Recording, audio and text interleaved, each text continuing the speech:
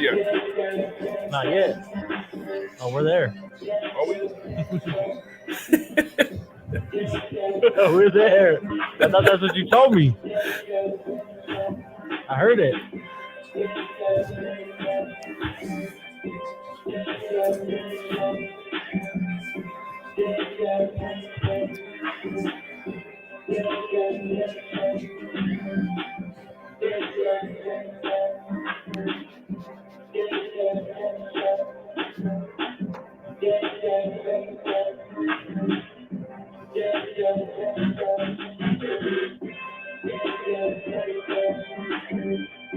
Dang, Dad. Dang, Dad. I'm not playing. I'm not playing with him. It's number one or nothing. Every day, all day. It's number one. I love it. Yeah, I got my own fucking theme song. I made it. What? Mysterious.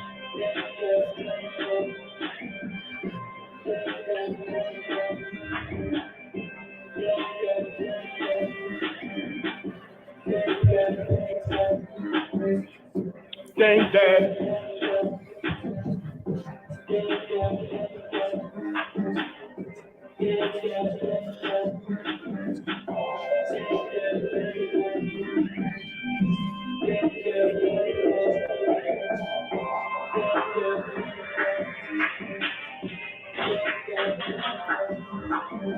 Basketball was not his sport. Yeah.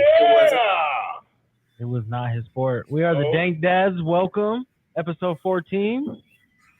You ready? You good? Episode 14. Episode 14. Is that what we saying? That's what we are saying. Now 14 weeks. Listen, let me tell you something. Let me tell you that tonight we have a very special person on. You dig? Huh? This is my sister. This is Heather. Heather Davis is a very accomplished woman. Okay? That she is. And so when I decided to do this show tonight, covering what we're going to cover tonight, I decided to bring in one of the best of the best who can really speak that HBCU talk. Okay? This woman has dedicated her life to the HBCUs. Huh? This woman left a six-figure job to come back and serve these people.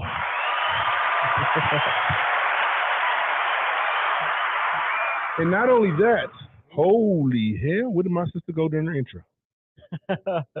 She disconnected. Oh, she disconnected. Okay, let's let her back in. Well, Listen, dude, I can do that 1,000 times. I'm good at what I do. Yeah. It means nothing to not do this. Let's find out what happened. Let me call her. We've never had this happen before. We are live on Facebook, YouTube. There you go. Gonna tap into the Instagram My here phone pretty just soon. turned But on to that. That's cool. My phone just turned on to that. Just like that. Perfect. But no, she's a special guest just because. Did you think that her power just went out? You think her power just went out? I don't know. They got a storm over there in North Carolina or I something? don't know. We about to see. Dang, Dad. Yes. It was cracking, too. Disappeared. Her phone didn't go. Yeah. Where'd she go to school? Where'd she play? She played softball, right? Where at? WSSU. Oh, back up. WSSU. Please explain that, what that is to the people. I will. What happened? I have no idea. Network, network issues. Let me get back to what I was doing. Excuse me. All right. Oh, well, okay. Yeah. Celebration. It's my sister, Heather Davis. And not only did she dedicate herself to HBCUs, she left a six-figure job. She's a full-fledged athlete. Let's go. Well, And if you you won't don't let me know, live that down. tell her the first thing on the list, Jeopardy. Well, you're pretty good at softball, as they would say, huh? Is that what they say? Huh? I mean, that's what Tell me they something, say. Jeffrey. I mean, I would Tell say me. that they would say that. Tell me. Well, just a shout out to the freshman year, first Okay. team All CIAA, Say what? Rookie else, of the Jeffrey? Year, Rookie of the year? All tourney team, All attorney? and the highest GPA amongst her Come on now, that's players. the freshman year. That's Huh? freshman year. Where are we going, Jeffrey? And that transition. Huh? Shout out to the transition. Hold on, I need silence for this one. I mean, I'm going to shout this one out first. The all academic team. Okay. That's huge, right? That's very important. All right. That leads to a lot more. A 4-time first team all CIA. Four-time first team. Huh? All 4 years. You're not playing over here. And number one in shutouts, number one in strikeouts looking. Like I'm a baseball fan. And he doesn't let me get a lot of baseball love on this show. That's a lie. And I'm gonna wait. Come back there. First in strikeout looking. That's just a yeah, sit down, bitch. Hey, yo, Jeffrey asked me, could he say bitch on the show today? I said, what are you talking about? We can say that He shit. said for what? I'm respectful. You are. You that. I ain't gonna lie. But that's my favorite one of them all. First in strikeouts looking. That's hilarious. That's just, they don't even know what to do with it. They just have to watch it. And what else on the list, baby? That's what I got. She's just beautiful all the way around. Shout out to my guest, Heather Davis. She is currently, I'll let you tell your story. Currently. Let's go. So currently, I serve as the Executive Director for Student Engagement and Leadership at North Carolina Central University. North Carolina Central. So we're over here on the West Coast. Please explain where that is. So North Carolina Central University is located in Durham, North Carolina.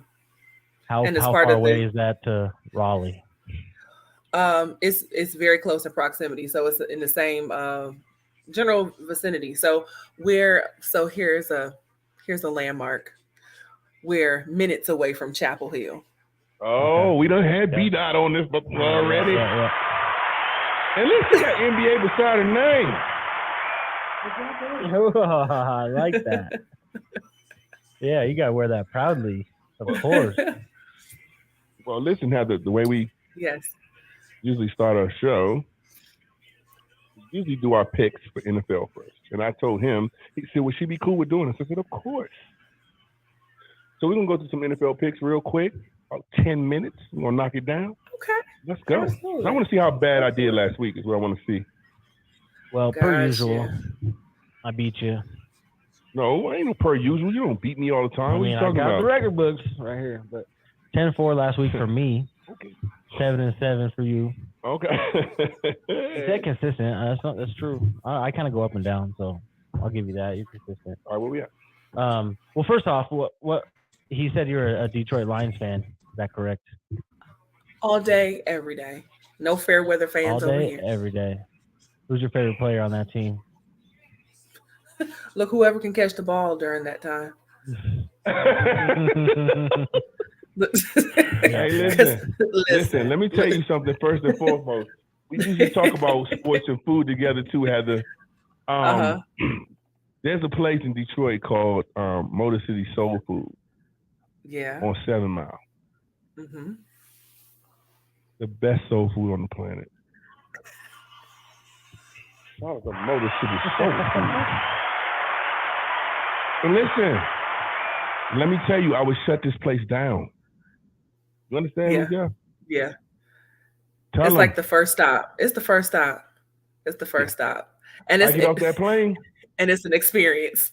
From the moment you walk in the door. Plane, Jeffrey, somebody has to be in my hotel lobby door to pick me up.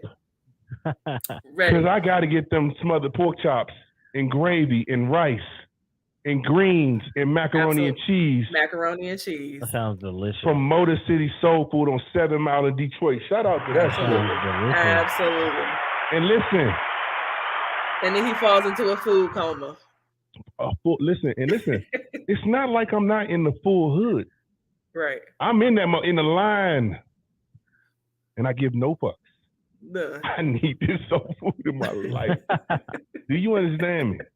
We standing in there like we in the bank. Amen. Let's get it. Let's go to these picks. What we got? All right, we got New York Jets at Buffalo. I mean, Buffalo's rolling. What's going on? Is it me or what? I'm just. Are you comfortable? I am.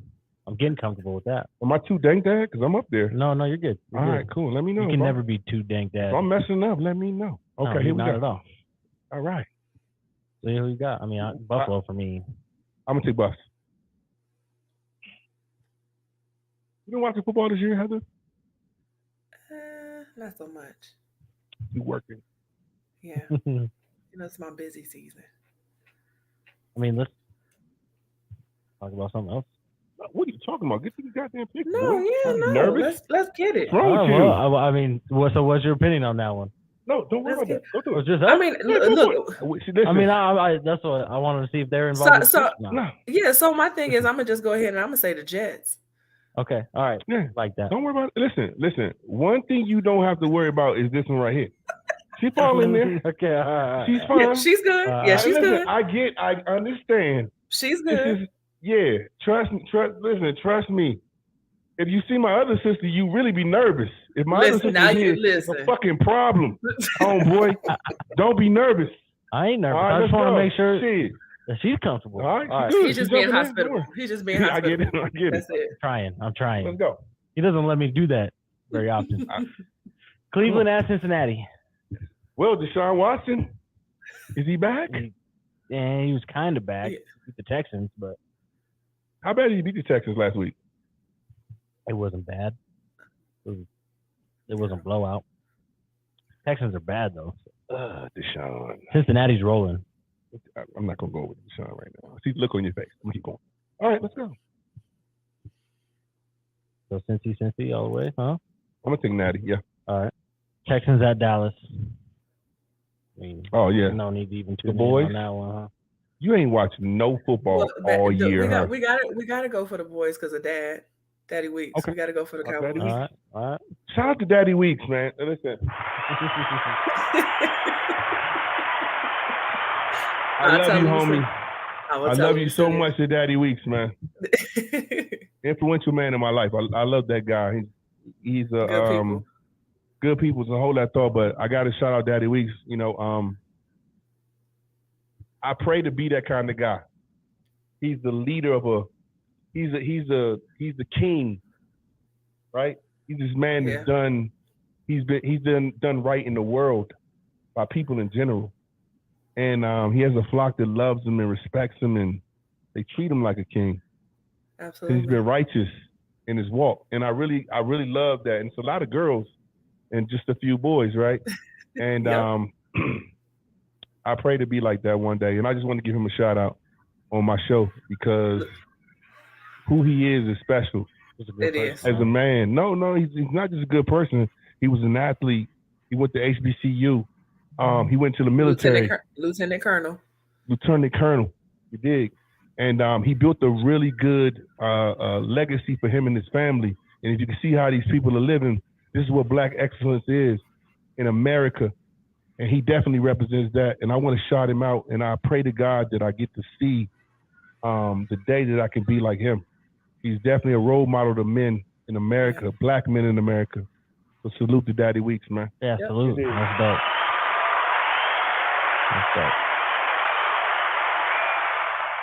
Let's go. We got the little divisional rivalry, Minnesota at Detroit Lions. I'm going with Detroit, man. Yeah, we're going Detroit across the board. Let's go on Detroit across the board. I'm going to be cheering them on. Shut up. All right. Jacksonville at Tennessee. Say what now? We actually won a few games. Hey, listen, y'all going to be good, man. Y'all going to be good. That coach is fiery, and I like him. I think he's going to bring a coach. Yeah, they've been coming along late. I just don't think they got the athletes. I don't think they got the players right now. I feel like they're close. Because St. Brown is legit. Was it Hutchinson? Oh, he's legit. Listen. I mean, Jamal Williams is legit. Listen, Hutchinson is a monster. Jamal Williams might have 12, 13 touchdowns this year. That's a lot. Yo, that kid from Michigan, that rookie? They got rid of Hawkinson, but the tight end, he was helpful. Why? What did they send him to? They sent him to Minnesota. So he's coming home. Fucking stupid. That was dumb. He's a baller. He is a baller. What'd they get for him? He's very consistent. I don't know, but he's very consistent.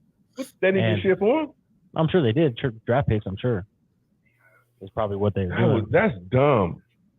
Yeah, I think that was Minnesota shopping more than Detroit selling. Because Detroit has been winning some games. All right, let's go. Jacksonville at Tennessee. Jacksonville. I'm going Tennessee. Jacksonville at Tennessee. You know what? I fucked up last week with this shit and bet against my goddamn son. No, you took him last week. Did I take him? Yeah. I'm gonna take him again. Fuck it. All right, there you go. I love me some Trevor Lawrence, man. That's my baby boy. Yeah, it is. That's my boy. Come on. Philadelphia and the Giants. Philly. Division game. Philly. I agree. Where's Odell going, guys? No, okay, so he fucked up. Ooh. So I guess he had a workout for the Cowboys, and I guess the Cowboys weren't really impressed with how far along he was with his recovery, like they thought. And now, days later, Odell comes out and he's like, I don't really see myself playing in the regular season. Why? I'm waiting for the playoffs. So, it was kind of like he was saving face, but the report matched up that maybe he wasn't where he needed to be. It was convenient for him to come out a couple of days later saying, I could just wait for the playoffs. Let me say this. Which is smart. I don't blame him for that at all. That's a good idea. Let me tell you say this. I don't think people really understand what a mental trip a ACL injury is. I can imagine it's probably like an ankle and a knee. Well, I've never hurt my ankles. Everybody sprained their ankle. I'm sure we all have as athletes. And but when it comes to an ACL, there's a real about 2 years before you really start to feel like you are truly good. Right. Mm-hmm. And so planting and cutting. And after doing that a couple times, I don't really know if he can if he's so sure himself about is he prepared or not, you know? He just turned 30. Well, have you ever heard of, you never heard of knee yet, Heather? No. I've heard a bone in my foot. No, okay. My form was pretty good. My shoulder's good. Thank goodness. My shoulder was good. Jeffrey said he could hit your ball all day, and I said, Jeffrey. Many men have tried. Many men have tried. I told her. So what I threw. I was joking though. He did not say that. I was fucking. Oh, okay.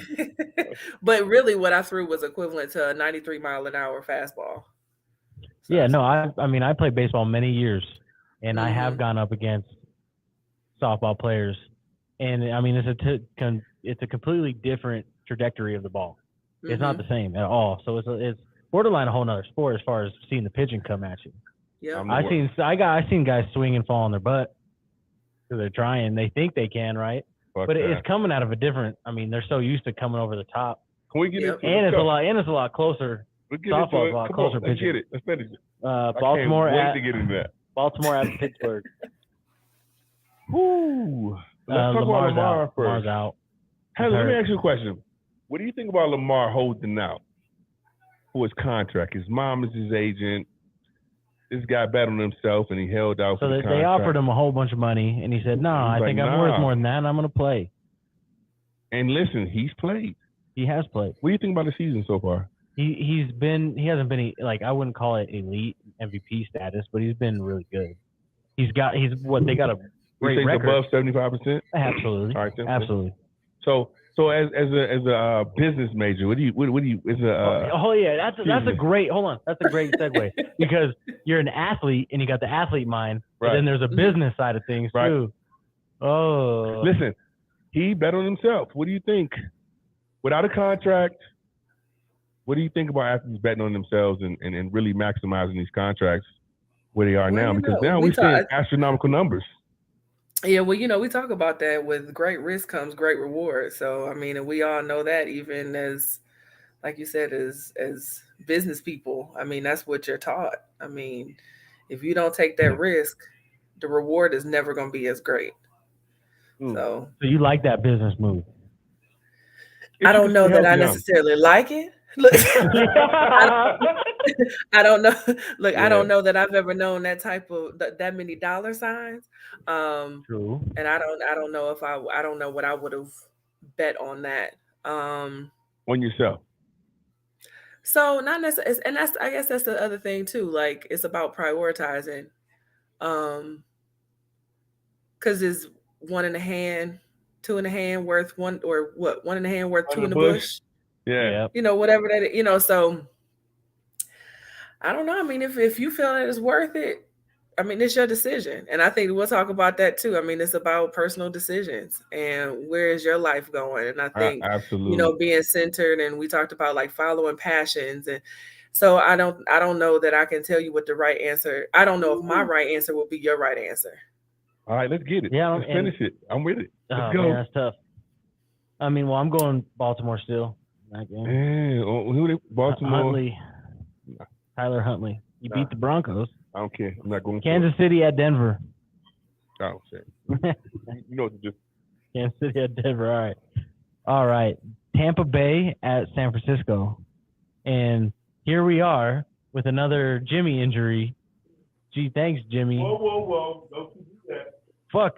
I mean, it's 4 out of the 6 years we've had him, so I mean, it's kind of frustrating. I took this opportunity to do this while he walked away from the mic. Yeah, because he can't sit still. Never. You could never. Never. Sucker punch. And let me say this. Matter of fact, it's a sucker punch. You've been beating me up about it all fucking season. First of all, I was doing him a fucking favor turning his fan on. That's first and foremost. So you be warm, okay? Thank you. You're welcome. Thank you. And so, listen, he's been but you've been itching to do it because you can't stay still. I'll do it. Let me volunteer. I'll go. I'll go. I didn't even say nothing. Listen, I'm in my mind. That's because you zoned in. He knew you needed it on. That's and that's facts. I hate for shit to be weird, but anyway, listen, you know what I'm talking about. So listen, at the end of the day, Jimmy, yes, he got hurt. Mm-hmm. God damn, it sucks. But I'm really liking our backup, Mr. Irrelevant, Purdy. last pick of the draft. His name is Purdy? Yep, Purdy. Last pick of the draft. Every report says he's got some dog in him. He's telling players to shut the fuck up. I watched him play. But like Trent Williams came out and says he's telling players to shut the fuck up in the huddle when they're talking. Like he's Peyton Manning or something. Right. I'm like, okay, I was like, all right, cool. I can get behind that. If they get this one, I'm taking him. And he's another 4-year starter at Iowa State. He started all 4 years. I'll take him.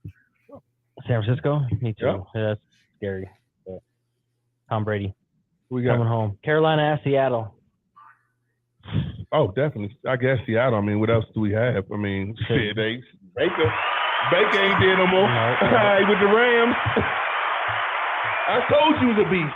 How do you feel about Carolina Panthers being in North Carolina?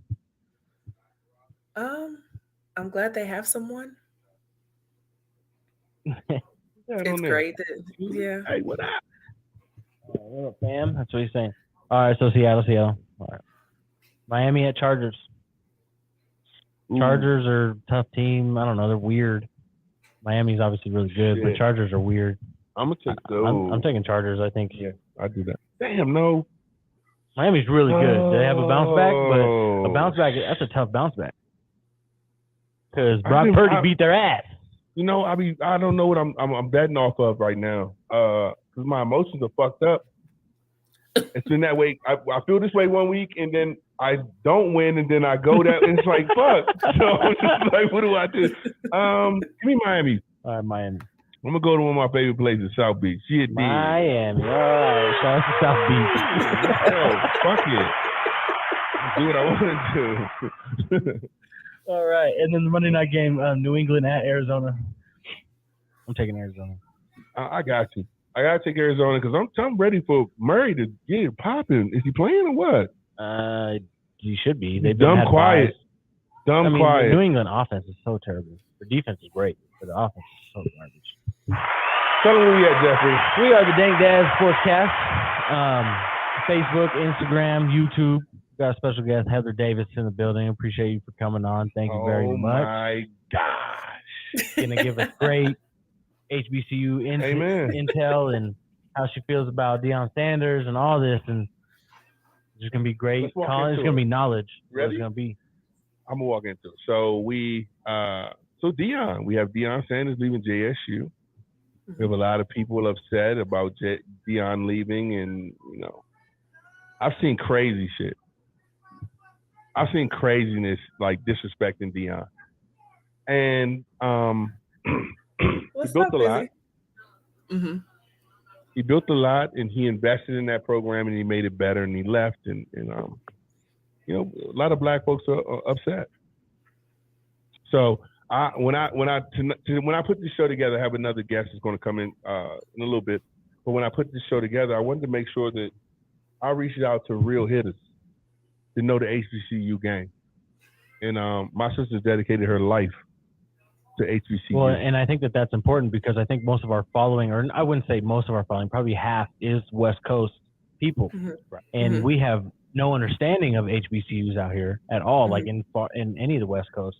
I'm sure that there are colleges out here in California and stuff like that, but it's not something that is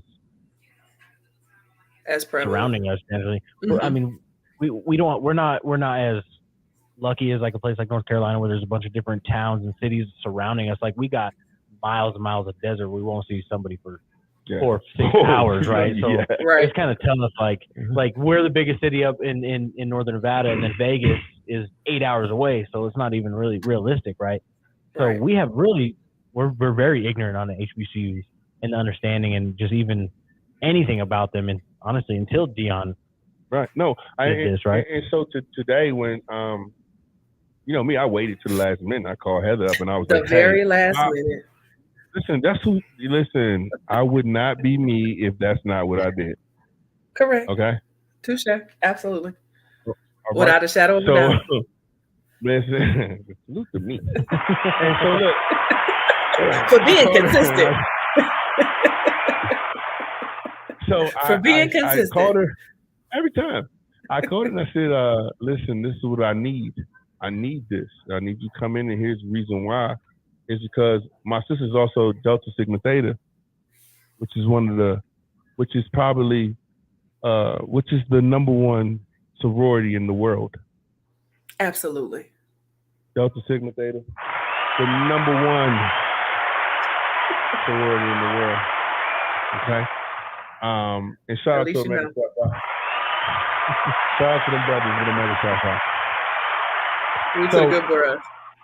When I brought her in, I told her what I wanted, and also too was an education of I wanted you to learn some stuff about HBCU. So I was just telling Heather, like, I was just so disappointed in people disrespecting Deion Sanders by making his decision. And I truly understand that it's painful, bro. I get it. It feels like we can't have anything. But it's hard to ask a man to not elevate. After he put in so much into the program, after he donated his own money to rebuild the stadium, he got those athletes in that they would have never gotten before. He rebuilt the whole locker room that can marvel any locker room in America. Do you know that Jackson State, behind Oregon, has the most uniforms mm-hmm. of any school? So to see these people, like the post that I've seen about Deion Sanders is just, it is crazy. Well, I think, it comes with a lot of feelings. People are hurt, mm-hmm. right? Because they wanted to continue the success, I would imagine. Of course. What are you feeling about that, Heather? Whew, that's a loaded question, right? It is. Well, and I don't think there is a right or wrong answer. And I agree. So I think that there's a lot of the hurt, a lot of the feeling of betrayal. I feel like all of that is rooted in a lot of systemic behavior. It's rooted in a lot of behaviors that is systemic of that. That mentality that you only deserve certain things, the mentality that we have to have a representative, the mentality that as Black people, we have to carry an entire people on our shoulders, that we represent the entire community at all times, which is a huge responsibility that a lot of us carry from day one. If we figure out a way to find a trajectory that goes towards a direction of success or opportunity, because so many before us weren't granted those opportunities, right? And so to whom much is given, much is expected. And that's just the bottom line. And so we have all taken on that burden. And there are also those who are members of privileged groups that don't understand that if one of us make a mistake, it's a reflection on all of us, right? Right. And that is a burden that all of us carry. So if one of us, and we also feel the same in terms of us and our success. So we try to, find that pinnacle if we are given the opportunity to experience opportunity, that we then have to carry that burden for the community and the culture. And so I think a lot of what we're seeing is reflective of that. And that's a lot. That's a lot. And, I can speak from my perspective. I know I don't have the billions and millions of people that I have had the opportunity to impact. And Marcus and I have talked about this. And even after everything that I've worked for and I've done in my life, even as a woman at my age, and I've earned everything that I've ascertained, obtained, been rewarded, awarded, etc., it's still very difficult for me to talk about it.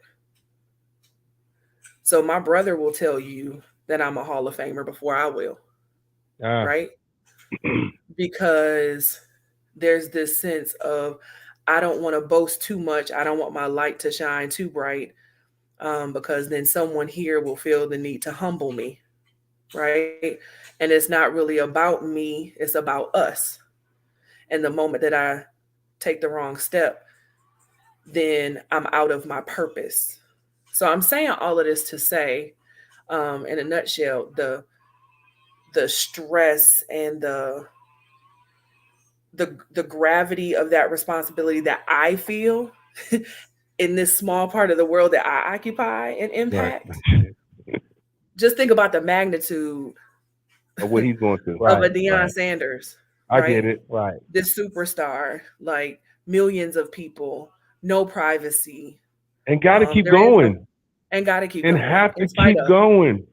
And has earned what he has. And at the end of the day, because you made a decision for you, now you're being ostracized and everything was for naught, right? And so it negates everything that was done up until this point. And it's unfortunate because some of it is learned behavior that we have yet been able to escape.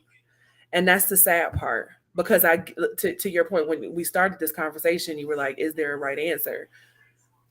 I think all of it is the answer because it comes from a place.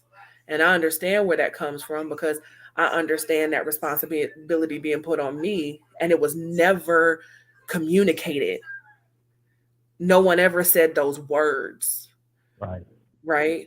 So let me ask you this. Let me ask you this real quick. Mm-hmm. So, I mean, I'm sure Deion knew those words. Yeah. I'm sure he knew it was going to be thrown on him. Yeah. Right. But yet and still, let me give you a perspective of Bomani Jones. Mm-hmm. You know Bomani, right? Mm-hmm. Mm-hmm. Great African-American journalist, went to HBCU. I think he went to Jackson State, by the way, right? Mm-hmm. Bomani said, hey, I don't have any problem with him doing what he did, but he never gave us a time frame. So my thing is, what is in our culture, what's the time frame? I got to let me ask you a question, sis. What's the time frame of us reaching for excellence? What is it? What's the time frame of us reaching for excellence? And who is to decide that he stayed there long enough? What would have been long enough? I don't know. That's a tough question. Do you think he did enough? What? But my thing is that what is people are upset because there's more to do. Do like what? What I'm afraid of is do like what? Listen. Do like what? I'm afraid of HBCUs now being back to where they were in the football realm. So this is the crazy. So let me say this. This man, because we're also talking about this is okay. He came into an environment where the point that he was trying to prove is that if properly resourced,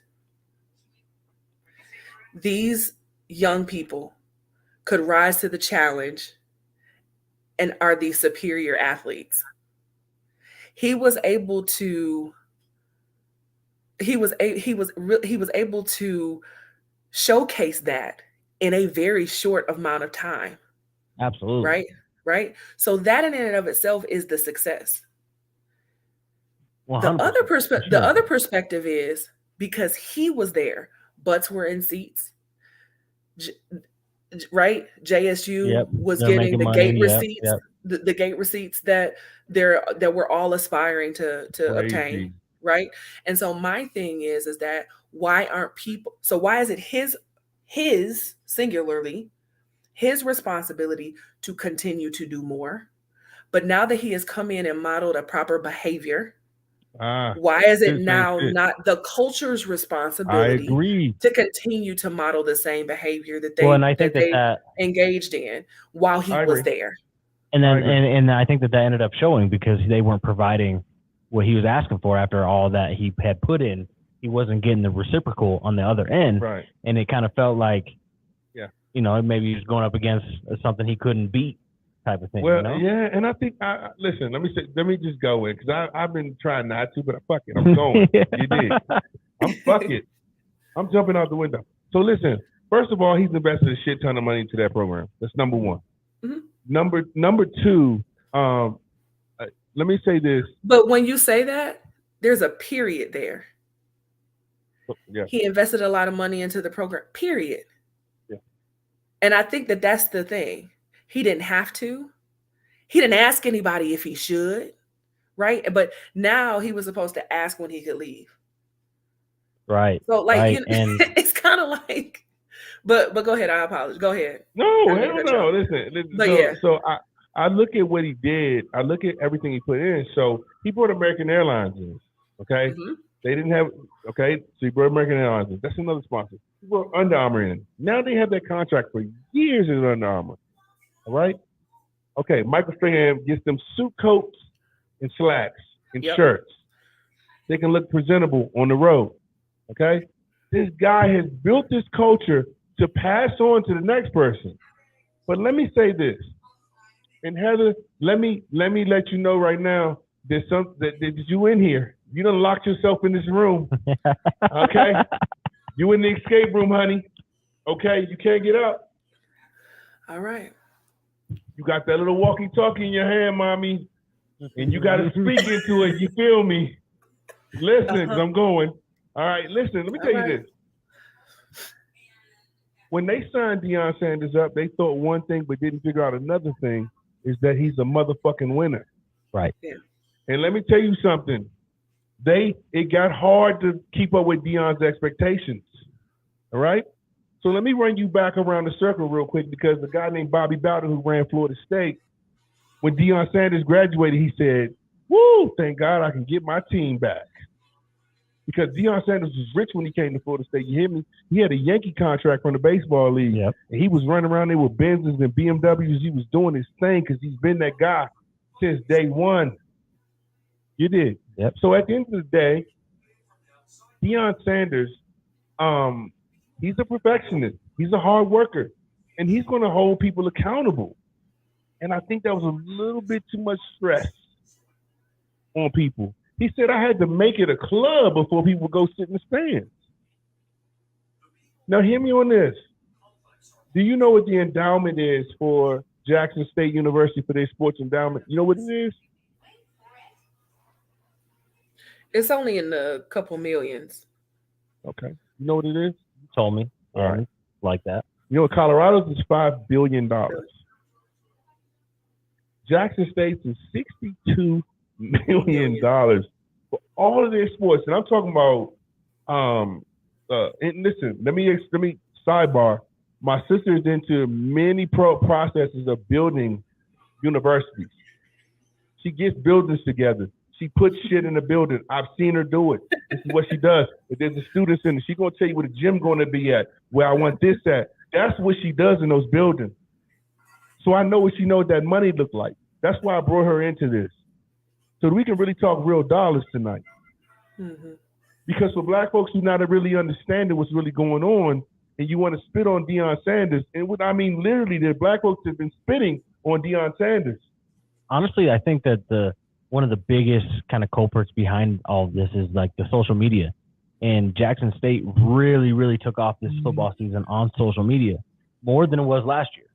Right. He was there last year, but it wasn't as big. You are right. They were hot fire this year. Social media. He was everywhere on social media. I never thought about that either. And so maybe that's why people are a little bit like the Kardashians. So people might be a little bit more upset emotionally because they had that in their face so much, and now they feel like it was a wrong move. I never once thought about that shit. They were hot and heavy on, and that's where I say, like, did he do enough? Like, if he would have had one more year on social media for Jackson State, for what? But like, I don't feel like he's handing something off to the next coach that next coach can hold to that level. Everybody can't hold that personality. Of course not. And that's not the comparison.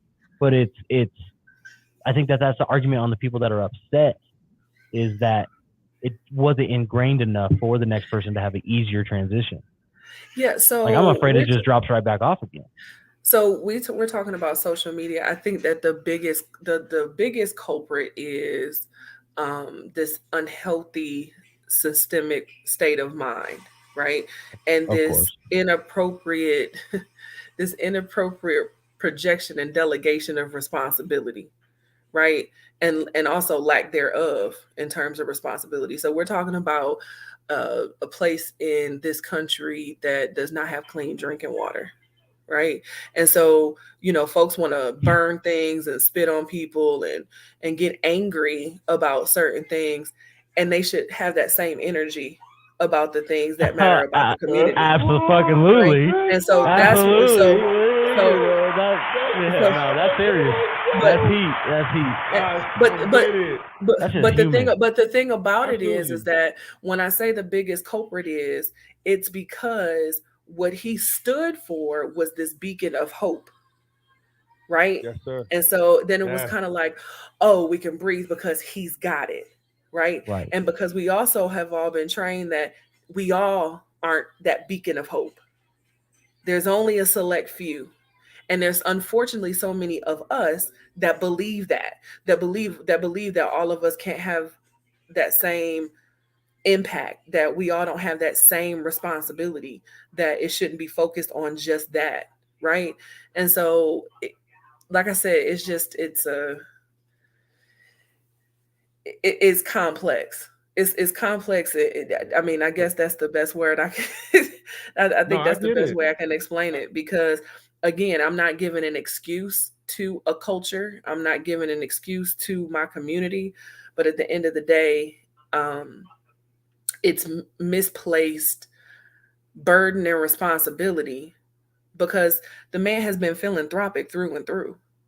Oh, 100%. Yeah, absolutely. Right. Absolutely. And so again, how long would have been long enough? How much money would have been enough? So just like you were just saying, like you don't feel like he left anything. Like, what does that look like? Should it have been color coded and laminated? Should it have been on on a flash drive for somebody to follow? I mean, and I'm not being flippant. I'm just saying, of course. So it's like, so what is that? And so when somebody is serving, when someone is trying to make a space better than it was before they inhabited, like, how do you tell someone that the work that they've done isn't enough? And how do you have the goal to do that? So are you continuing to make a space better than it was before you were there? Right. Well, and I think that kind of contributes to what Marcus has been talking to me about, like feeling mediocre and stuff like that. Like, 100%. Like it kind of like, everyone thought that he got it. He's good to go. And then when he elevates himself, now they're feeling a little bit more mediocrity and not in love with it anymore. It's that of course there's no right answer, but I want to make sure, like, do you think that it was almost when he stepped in there as a culture, we felt like he had made us a promise. Right. There was some promises. Right? There was a promise, and then there was an expectation for a long-term commitment.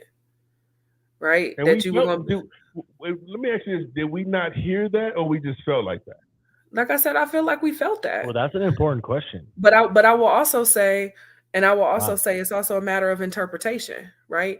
Because to your point, Marcus, but no, I will also listen. But also, any businessman that got into a contractual agreement, let's keep it 100.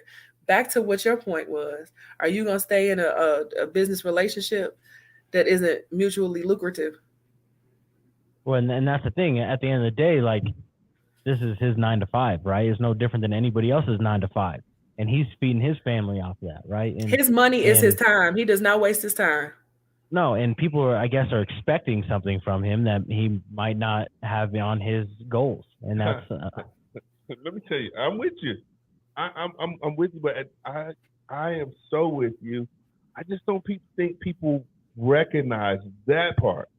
Yeah, and I do think a lot of people, like the average fans, they look at sports. They sold out. No, they look at sports as some Hollywood movie. Like, go back to your homegrown team and win them a championship and run through the city with it, right? Like, that's what they expect. So when any player or coach leaves for what they feel is a better, they're killed, right?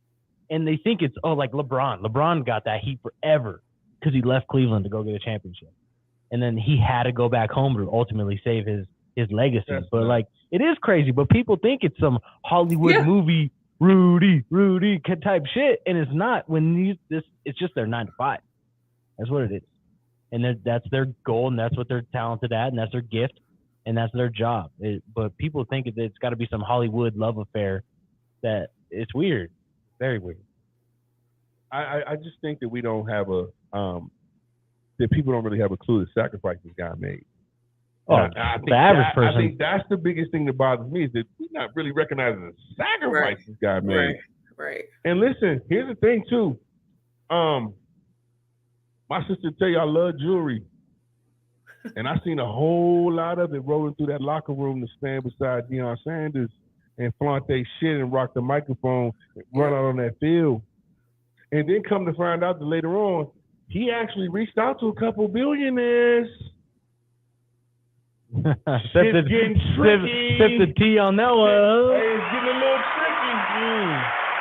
Damn. And listen, only a man's man would have did some shit like that and said, look, I'm letting y'all know that I'm rare. We got a movement. And listen, and I might have to go somewhere. I'm asking you guys, help me. No? Okay, cool. I got to take care of my family. And that's exactly. So, and that's the other thing. That's the other thing. He came and he gave these young men an experience. He didn't come and tell them about it.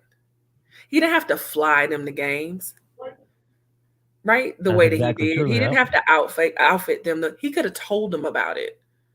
But what he did was he created experiences for them. Therefore, they know what it's supposed to feel like. They know what it's supposed to be like, right?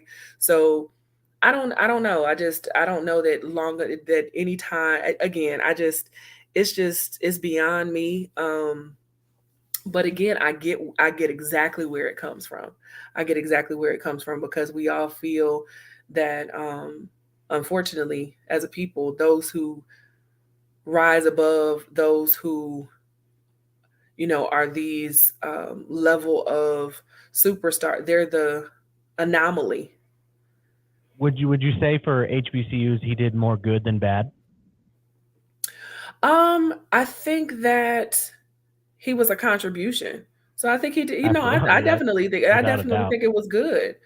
I definitely think it was good. I think even with how upset that kind of community is right now.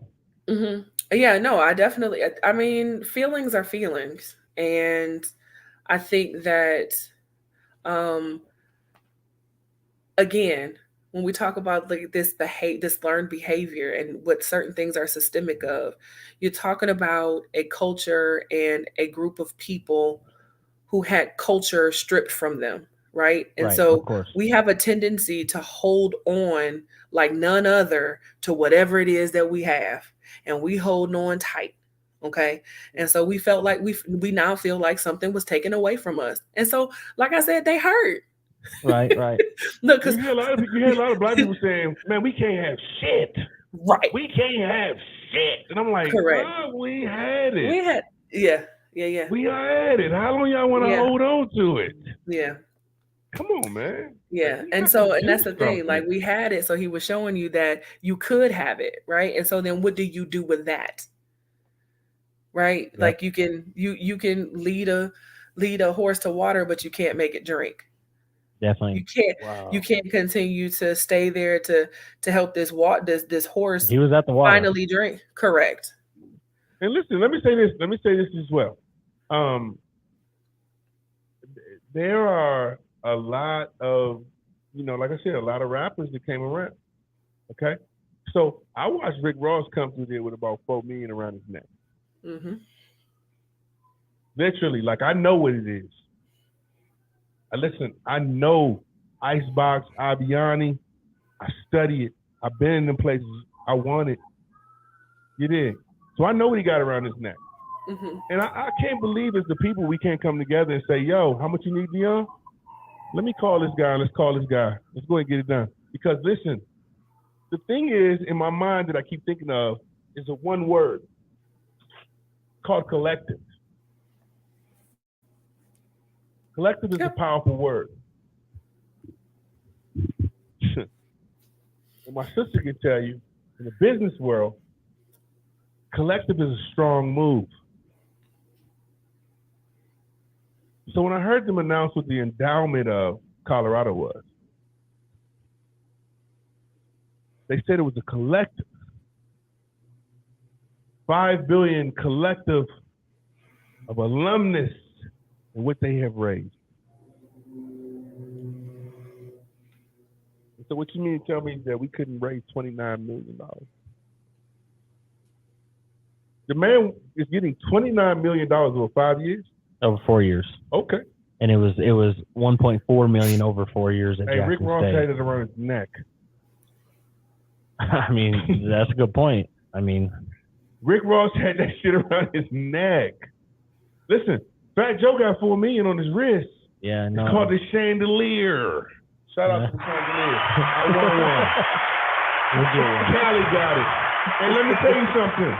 Let me also let you know something about my sister. You dig? Not only have I stood beside these same stars that you see I bring on this show, my sister stood by the same soldiers. She's booked those same people. You dig? And they know who she is as well. Just so you don't think she's shaking her head and she don't know what the fuck she's talking about right now. She knows. She's seen ice. She's seen real diamonds. Yep. You hear me? That's a lot of money went through there to witness this guy and support him. And all of a sudden, he says, hey, I would entertain. Deion, so what do you think about if we degraded the GSU here? What do you think about going on? I would entertain. And let me tell you what a real businessman does, a real shaker in his business. They'd lock a motherfucker down before you can start talking dumb shit. Talking about entertaining. You understand what I'm saying? There's no entertainment involved in that shit. Yeah. You feel me? Real quick. And so you should have been preparing your soldiers at that point to get you. Absolutely. It's frustrating, man. It's so fucking frustrating because now we have people that are really hurt and they don't know they don't know the business of this game. And so you truly have people that are hurt saying, hey, we can't have nothing. And but I think that what that also means is that we need, at the helm of our HBCUs, we need some strong, I do believe, strong Black leaders that actually believe in the product of HBCUs. And what I mean by that is, like your Dr. Harold. Let me ask you one question. Question. Mm-hmm. Should there be a liaison between the athletes, the Black athletes, to HBCU? Is there some kind of, I'm asking you, how does that look to keep bringing the Eddie Georges in? You already have Eddie Robinson Jr. He played for the Titans. You have Deion Sanders. You have Eddie George. He played for the Titans as well. So how do we make this a thing? What that looks like is a blueprint of a sort. Sure, but what that looks like is institutionally you have to heighten and increase the profile of the university. So the example that I can give you is Harold Martin at North Carolina A&T State University, right? So he believes in the students at A&T. It's not rhetoric. It's the fact that he has gone and articulated to major companies, industry, the city, the state, why they One of the need best these homecomings. students, One of the best homecomings of all time, baby. and why Hold why up, they. homecoming. God damn it! It's lit. But I mean, But I think it's so important to figure out. Go ahead. I think it's important to figure out what the goal is of HBCUs. No, is it to have a powerful football team? I see where you're going. I see where you headed with So, what you're saying. it's a combination of it all, right? So it's to, again, elevate the profile to the point where you have major donors that want to give. So then you have the level of endowments to resource properly, right? Because that's the only way, when we're talking about leveling playing fields, that's the only way that you're going to get there, to make sure that regardless as to where a superior athlete chooses to go, they're still going to be resourced properly. Right now, that's not what you're getting, right? So a lot of HBCUs, a lot of those colleges and universities started out as, so I can use mine as an example, as a teacher's college.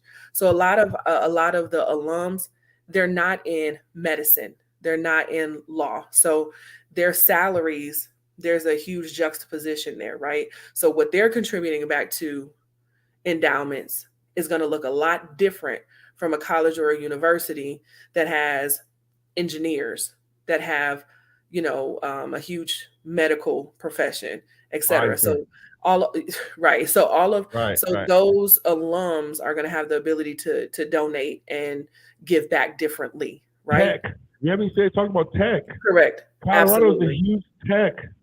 Absolutely. Cattle. And so all of that. Well, so I mean, educate me a little bit. HBCUs don't have like medical programs to produce some doctors of them and engineers. Do. So this is the thing. Most of us do. There was, for a long time, the nursing program at Winston-Salem State University was one of the top, period, in terms of passing their exams, placing them in the workforce, etc.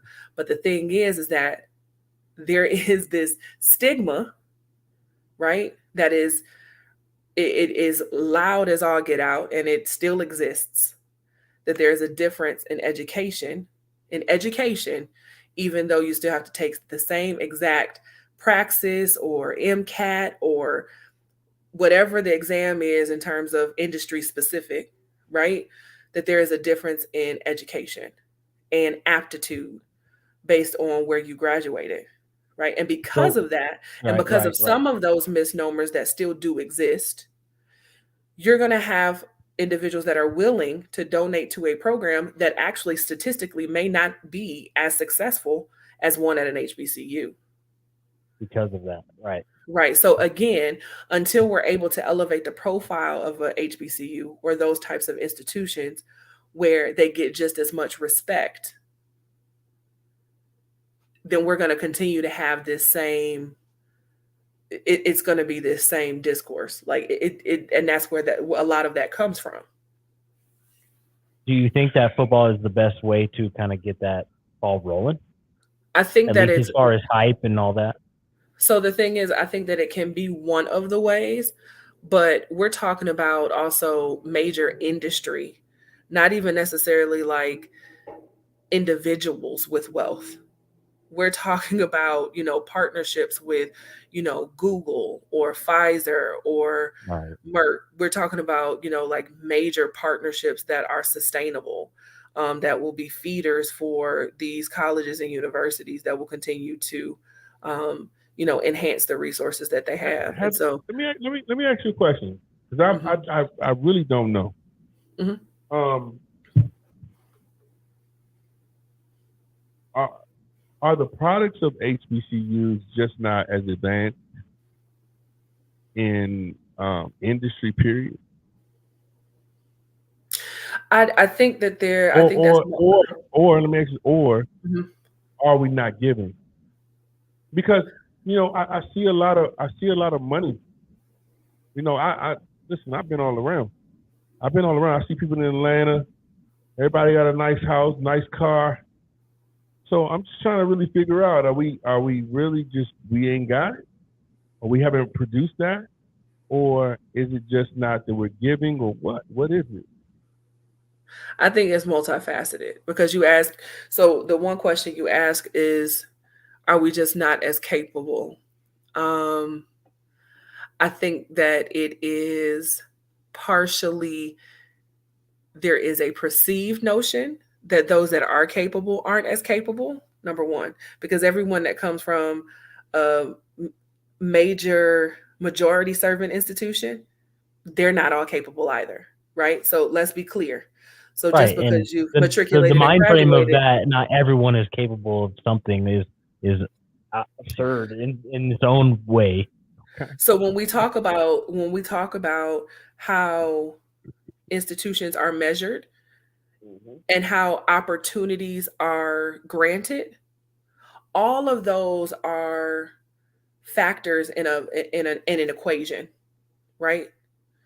And so again, unfortunately, it is it is the tenacious, it is those that fight through the systemic trauma of being a member of this community, um those who have found just how great it is to be Black, and that you are the salt of the earth. I don't care what anybody says.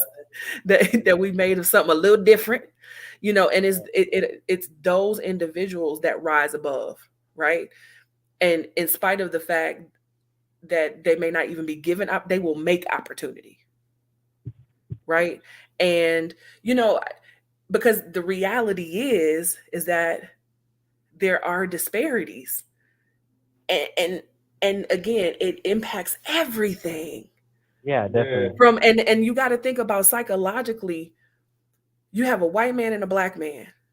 From the moment that they walk this earth, a Black man will never understand what it feels like to simply get up, walk out his house, and not worry about how someone perceives him. Is he too intimidating? How is somebody receiving him? Has he spoken too loud? Has he spoken too aggressively? He doesn't know what it feels like not to consider those factors.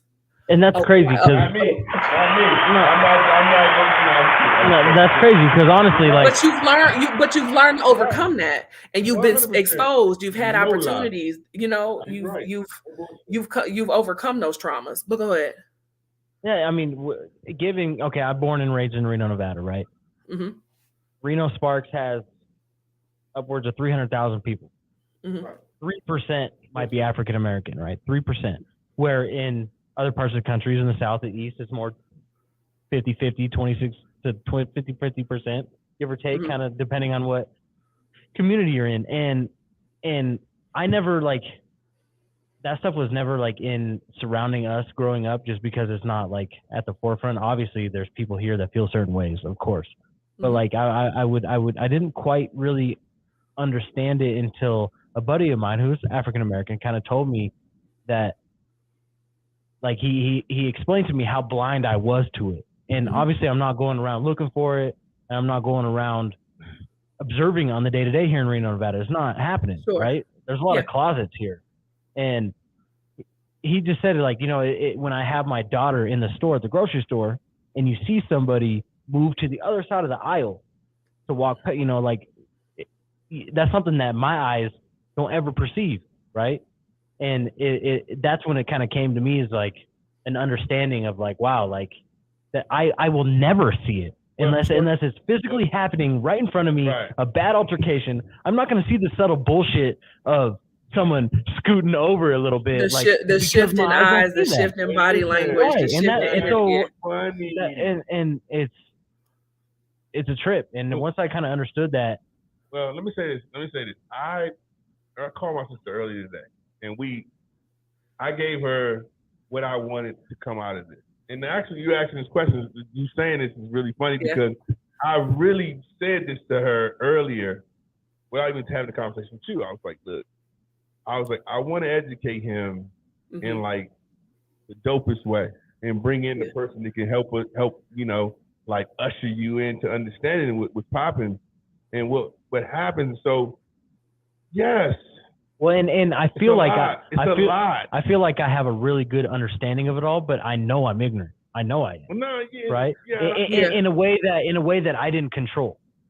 basically, right? Like, and that's what's a conversation. And the thing is that unfortunately, because all of these things still exist, and it's very difficult to move past when there is not space to engage in true, authentic intellectual discourse and dialogue, right? Because there's no way to move forward because people are unforgiving. Because there is a difference between ignorance and malicious ignorance. There's a huge difference. Just to be, some people I don't even think there's such thing as malicious ignorance. I think it's just ignorant or not. What were you about to ask? No, like this is a hard question. I don't think anybody has an answer for it. But do you ever see a day that the systematicness is not there anymore? Like, is that gone one day? Do you have a faith? Jeffrey just made a goddamn word, systematic. Systematic. When I hope that shit is never, like, do you ever see a day that these old white motherfuckers aren't around no more and their kids have adapted to the new way of world that is not the 1960s, 1970s, right? Absolutely. Do you think there's a day that's coming where that shit is not as meaningful anymore? The faithful, hopeful side of me says yes. The realistic, because I see it with our young people every day, and the fact that there has not been life given to what certain things are so that traumas can be healed. Right. Okay. And to give voice to what certain things are rooted and where they stem from so that can be eradicated, because we can't have these conversations for a white man to say to me, well, why do you feel this kind of way about this, without feeling as if you may offend me? Right. It's going to be very difficult to move to that space. Well, and I asked that question more on the white side of things, not necessarily like, I think we know that. No, of course, no, but like, but that's what I'm saying. Because you guys are saying that even the African American community didn't get behind something that was good for the African American community, right? So I asked that on the white side of, like, is there a day where there's just not old white man running shit, basically, right? Like, and not necessarily the African American community mind frame. That's not what I'm talking about. I'm talking more on the day where the kids of these old white forefathers and people that are running this country. So it's not, and that's the thing. It's not even like there aren't Black people with wealth or access. It's not even that. It's the mentality. It's the learned behavior. It's the reason why slavery was over and there were still people who were enslaved. Right. It's because you said what? Mentally. Yeah, that's my point. There's a reason why slavery lasted as long as it did, and people didn't realize, just let them go to sleep. There's more of us than them, right? Like, it's because when that mind has been trained, as an athlete, I mean, this is a muscle. When it's been trained, there's muscle memory. Right. And the thing about it is, some of that muscle memory, I believe that some of those traumas is in our DNA. It is in our DNA. I mean, so deep in there, and some of that is inherited. Those traumas are inherited, and some of us don't even know where they come from. And so if you don't know where they come from, there has not been voice given to it. It is very difficult to heal from those traumas. And because of that, you even have some who are very educated, who are very wealthy, who are very, they have access, etc. And because they don't find, again, I'm going to eradicate myself of this burden. The culture is not just my responsibility. It's not because they're being selfish. They think that they're healing from a trauma, right? But in essence, it's because they're trying to hold on what's there. And somebody has also taught them, the Black community, they're not where they need to be yet for me to invest in them. They still also believe in that. I still believe that they think it's still too much of a risk. Yeah, I think that's very prevalent, probably still. So it's not that we don't have it. It's not that we don't have it. It's not that we. Listen, let me tell you something. But just because you're wealthy and you have access and exposure doesn't mean that you've gotten past that either. But guess what? You and I, we've seen a lot of janky promoters, baby. We've seen a lot of janky promoters. Absolutely. And listen, a janky promoter's a motherfucker. You a stand-up businessman in your culture, and I'm gonna help the homie out. I'm gonna fuck with the homie. Well, and homie take your bag and don't do right by you. You dig? We've seen a lot of it in our culture, so it makes it hard. Because when people let you into a certain room, and I can tell you this from experience, when they let you into a certain room and you're like, I can't let everybody in here with me. But exactly what you just said, bro. Let's go. When one of us does it, without even knowing, it's representative of the culture. It's not just that one individual. You see what I'm saying? It's the perception, because it happens in everybody's culture. There's crooked folks, there's bad people, there's folks that steal, there's folks that stab people in the back. You see what I'm saying? But it's isolated. Talking to what we think. But what I'm saying is isolated. What you were saying, we don't give them an opportunity because of how people have been scarred in our culture, and so that's the reason why. I'm talking about like major investments. I'm saying like taking it on. Like I'm saying, I've seen major people in Hollywood really take $80 million deals to invest in certain things that just wouldn't come through, or even freaking dealing with Atlantic Records for that matter. We have an artist who can't stay out of jail for 2 weeks. At the same time, it just makes you skeptical to see something be independent within our own culture and say, I'm going to take that chance. When you've seen the majors take losses at that, and no, I don't have $30 billion to lose. I have to be very sure of what I invest my money on. And so I think that when he called out to those entities, they had their people researching the Jackson State a little bit and say, I don't know if I care that much about Deion staying home at Jackson State. I'll drink to that as well. Do you think that they ever looked at it as they're not going to get a return on their investment? They got the return on their investment. Tenfold. How so? No, seriously, no, I'm talking about the people he asked and said no. They didn't invest in. He never asked anybody in the first place. You said the upper echelon of power, he had asked them and they weren't giving out a hand. No. He went, so before he left out of there, before he started making heavy moves, he reached out to people to say, listen, if you guys are liking what you see, pay-per-view. Invest.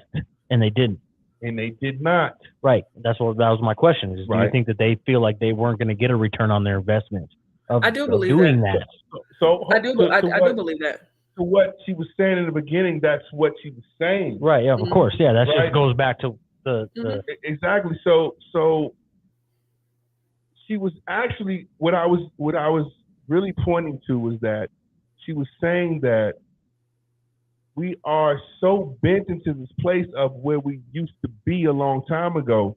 Even though we have all this money, we don't think like those risk. We don't think like some of those risk takers. They'd be like, you know what, fuck it. Give him $30 million out of mine. Go for it. But you know what? What is it? But and that, again, your mind, your brain is a muscle, right? So being reared from a young child to know that whatever you want, you have the right to it. You have the right.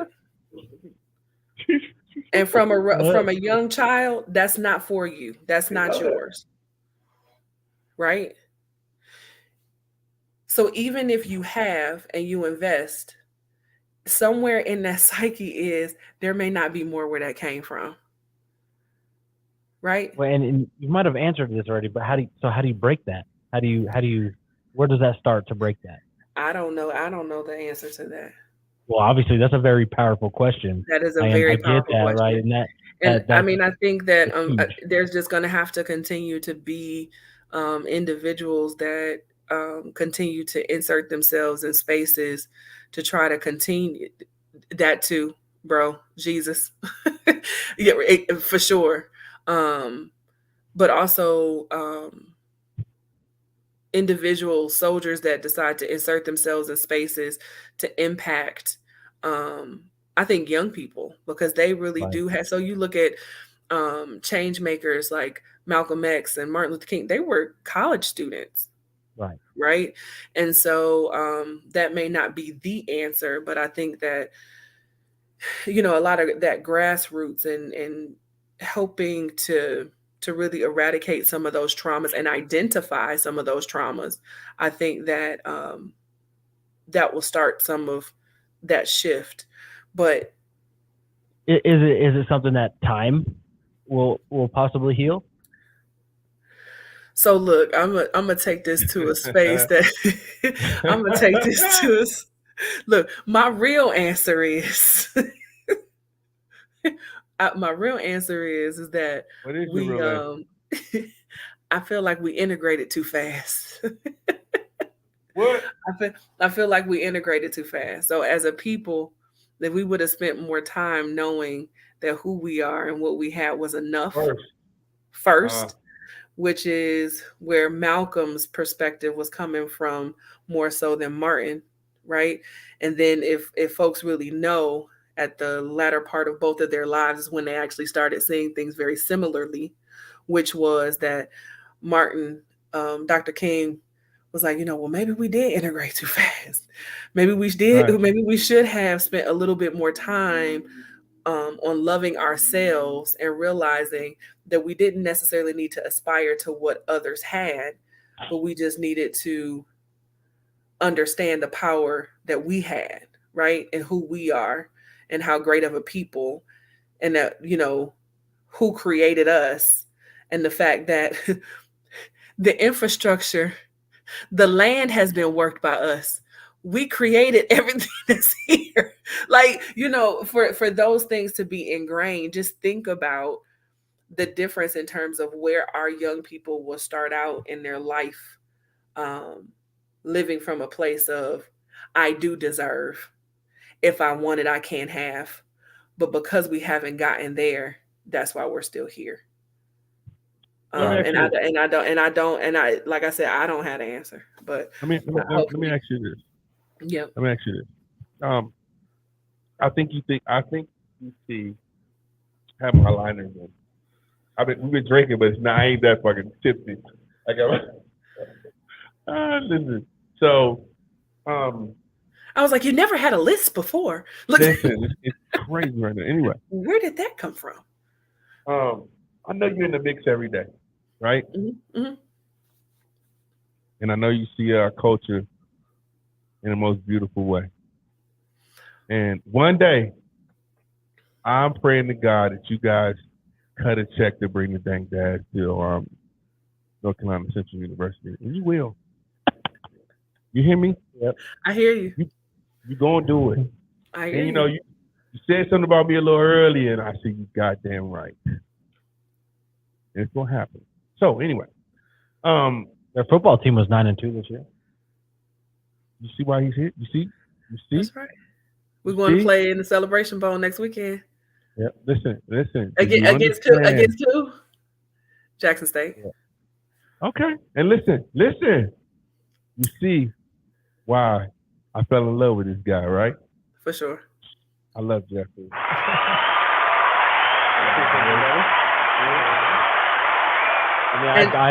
I've and been just know if he loves you, I love you.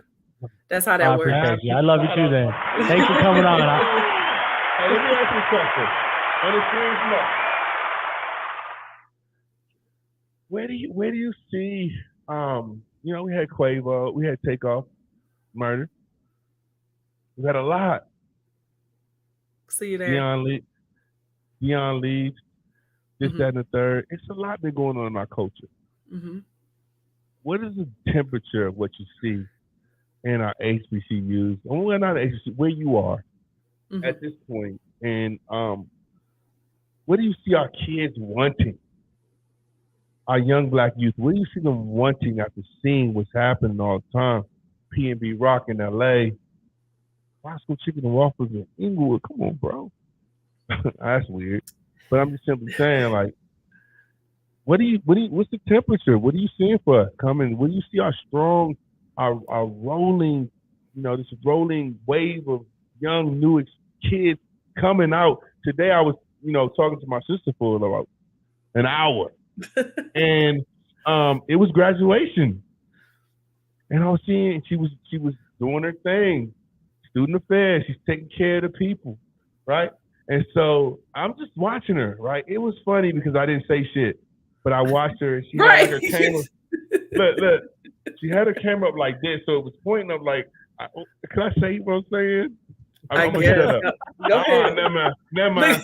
So anyway, long story short, they graduating. I don't know. Right? Look. They graduating, right?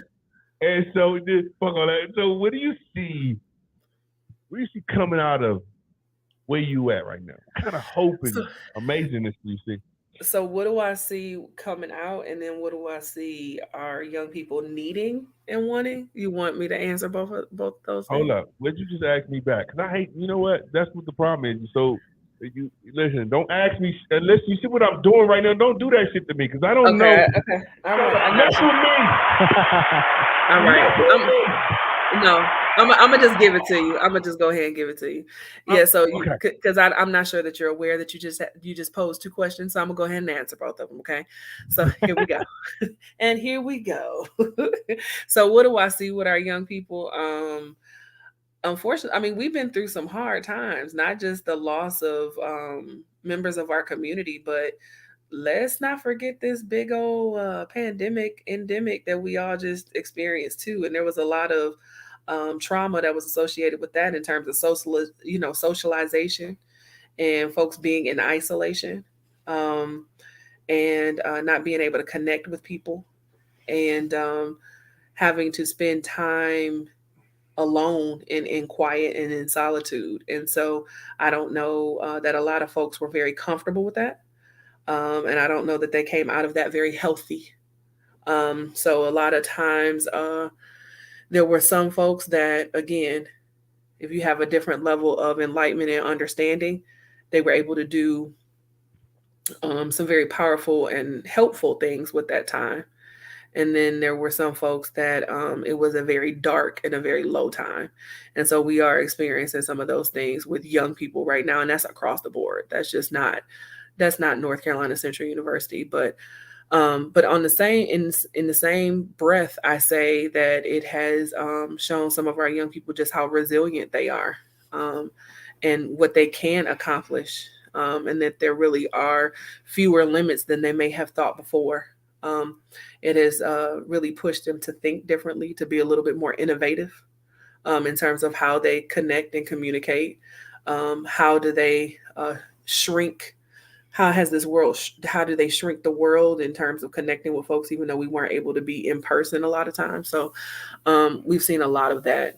So in terms of this generation, what I'm seeing graduating, it's crazy because believe it or not, we got a lot of feelers. And they want things to be better. And they are trying to figure out, how do I make a difference? And so you see a lot of that. But then also you see the juxtaposition of those that don't know how to feel because they don't know how to connect. And so technology and social media and all of these things have been great things, but they have also been very detrimental to interpersonal communication. And so how you make people feel, how you engage with people, how you impact people is always going to be important because we need that as human beings. And so, so I see all of that. So I don't know, look, I don't know if that's what you were looking for, but I see a lot of great things, but I see there's a lot of hurt and there's a lot of work that needs to be done. And that's across the board. Yeah, and I've always thought with the pandemic and stuff like that, within the next 5-10 years, I think mental health is going to be a real. It's a real situation now, but I think it's going to be like even more tenfold 5-10 years from now, on a lot of that stuff. I know suicide and all that still at an all-time high, and the pandemic definitely did not help with any of that, especially when you start messing with people's money. And whether they can work or not, or groceries are this much, or gas is this much, whatever it might be, is messing with people's psyches, and it's real. And I think 5-10 years from now, it's going to be even worse, which is unfortunate. But That's why they had the dank dash. Yeah. And whatever it takes, homeboy. And you can find us on Facebook, YouTube, Instagram. Shout out to Heather Davis. We appreciate you. We love you, man. I love you too. Love you guys. Woo! Let's switch gears a little bit. And how do you feel about the Brittany Griner situation? What does that spark anything with you? Yeah. So you ready for this? You ready for this? Happy. So, I feel like look, two sides to that. Again, multifaceted, right? So when you break the rules, it's hard for you to then tell somebody what are the consequences? Number one. So when you act in your privilege, you gotta be real careful because we all make decisions. Right. But then at the end of the day, it's just unfortunate because it was also a bit excessive, right? But again, when we talk about access, when we talk about privilege, me flying domestically, I'm worried about what's in my makeup case, right? In terms of like manicure scissors.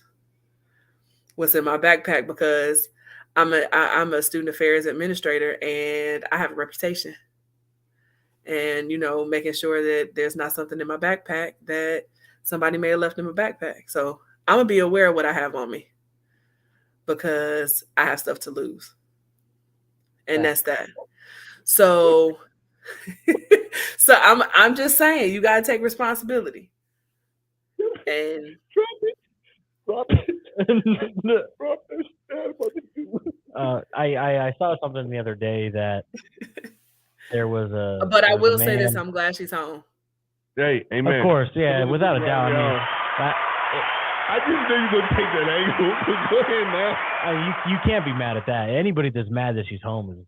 But I'm saying, like, you also said that before the show, and I was like, wait a minute, pump your brakes before you come out there with that about one. the guy, right? Yeah, the sitting in prison. Yeah, so there's a guy I saw the other day who got convicted in 2019, an American citizen. Right. He had medically subscribed marijuana for his back injury or spinal injury. Right. He got convicted in Russia in 2019 and got found on an airport with the marijuana. Same exact crime and everything, and he's doing 14 years right now in Russia. He in there holding. And he's in there. This dude is writing and letting people know what's popping with him. and so when you jumped out there, because when he went out there earlier, when we first started the show, I was like, whoa, wait a minute, let's see if we can fit that in. Yeah, right? When you talk about access, access and privilege. So it's obviously becoming a celebrity within the United States carries some power, right? Obviously, that's the main probably reason why it carries power, because there's financial impact involved. Right, and that's what it always comes down to, unfortunately. Yep. Is the financial impact of anything, right? And that's what it ultimately comes down to. That guy that's sitting over there in prison right now, there's no financial impact regarding that dude. He's going to do his 14. Again, that's why I'm worried about my manicure scissors. a pair of scissors, right, baby, scissors. True. Okay. And I really like that take, because I'm really big on self-responsibility as a whole, within the whole world, no matter what situation it is. Because we all have our own individual choices at the end of the day. And I know that there's people that suffer trauma that obviously limits them on their beliefs and how they feel on the day-to-day. But there's ways to get past it. I do believe that. And I think that it ultimately comes down to individual responsibility. And here's another thing. I think I have to help her in one way. I know Brittany a little bit. I met her a few times, right? So when I was in AZ, met her a few times in AZ, right? And so, but what I do know about traveling is that sometimes you get comfortable in your travel. And when you've done something so many times in your travels, yeah, of course, and you zoomed in and zoomed out. And was she playing over there too? So she's very comfortable. She's been through there and done that a few times, and it's just like, all right, cool. And you didn't think, oh, it's a fucking war going on right now. Right. So I think that's the biggest thing that really hurt Brittany, and I'm glad she's home. Me too. No matter what, for me, like I don't give a fuck about no rules, nothing. Of course, for sure. Well, I don't care nothing about none of that shit.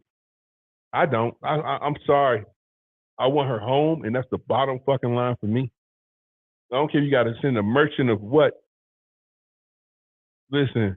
So I think some politicians, I guess that there's some Marine that's also stuck over there too, and they're saying, "Oh, you could have thrown him in on the deal and gotten that guy."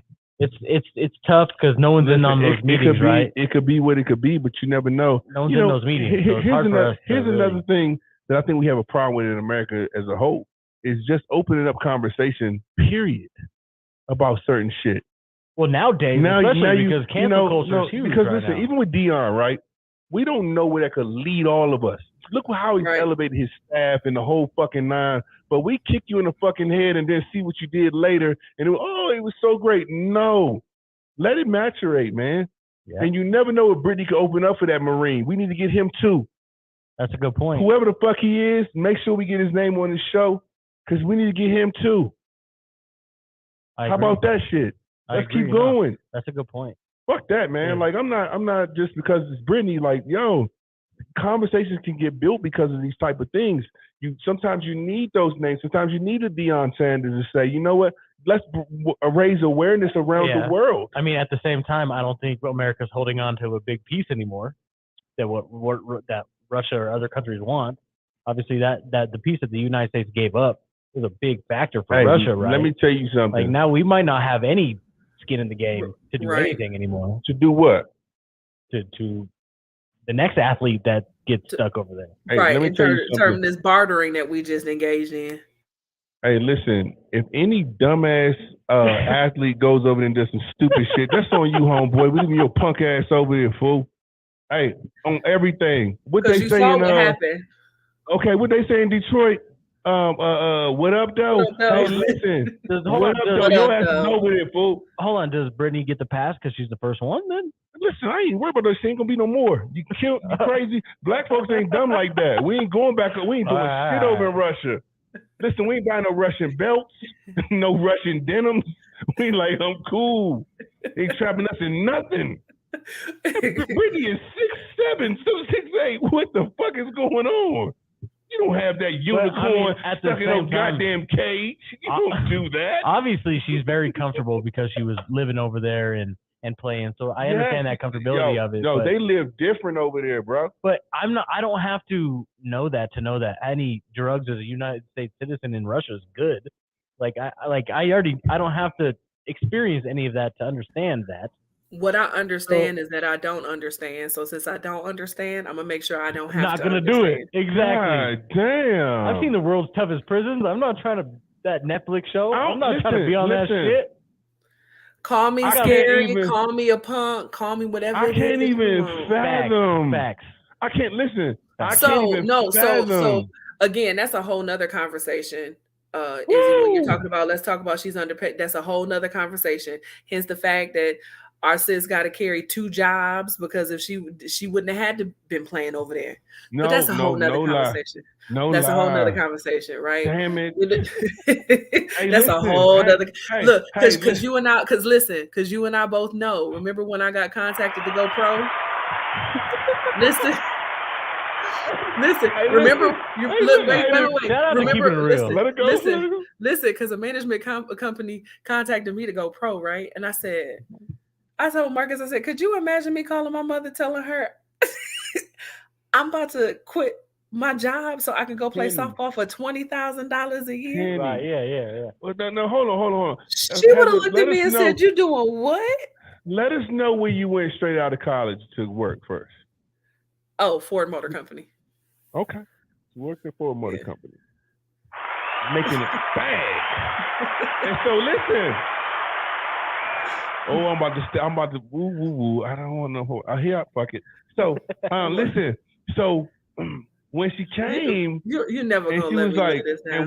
and we talked, she said yeah, and it was yeah, and then she showed me what it was. I said, what in the fuck are you doing right now? What are you doing here? I'm trying to make the world a better. I was operating in my passion. No. Tell him the motto that you learned at Winston-Salem State that you told me to my face. And let me tell you something about a motherfucker that's dedicated to the HBCU system, about what my sister said to me when I said, why would you ever do this? Tell him what you said to me, to my face, the motto that you gave me. Enter to learn, depart to serve. That's exactly what she said. Say that one more time. Say it again. Enter to learn, depart to serve. And I said, what? I said, what about those 6 figures behind what you just said? What she said. Tell them what you said again. Well, so enter to learn, depart to serve. And I'm gonna tell you something, but I didn't. And the thing is, she never flinched, and she meant that. I did. And so that's the dedication that my sister, man, has given to the HBCU system, man. I love you. Let them know what you're talking about. Yeah. I mean, you know, when you operate in your passion, your goals and what you deem as success is different. And so that's why I said, you know, when it's really funny when folks can have these they're adamant in regards to these opinions and these visceral reactions when folks make life decisions for themselves. And you don't know all of the variables and the factors. You don't know what wakes people up in the morning. You don't know what gets them to the next day. And so you got to be real careful about that, because what you also don't want to do is you don't ever want to be responsible for throwing some water or dousing someone's fire. And when you're talking about somebody who has had that philanthropic fire, don't mess with that. Don't mess with that, because again, when it's a person that goes into a space and they try to make it better than it was before they got there, leave that work alone. Let's worry about those that aren't doing anything. And if we're part of that cohort or that group of folks that aren't doing anything, let you start with yourself before you start trying to, dim somebody else's light. Damn. Hey, listen. Damn. I wanted to say that I love you. I'm thankful. Don't go nowhere. Listen, we are the Dank Dads, man, and I'm so thankful. It's been awesome. Salute, man. Shout out. Love you. Don't leave, man. Okay. You can find us on Facebook, Instagram, YouTube. Shout out to you, Heather Davis, 4-time first team CIAA in softball. It's pretty impressive at any collegiate level. All right, we ought to thank that. Good night. Have a good night, y'all.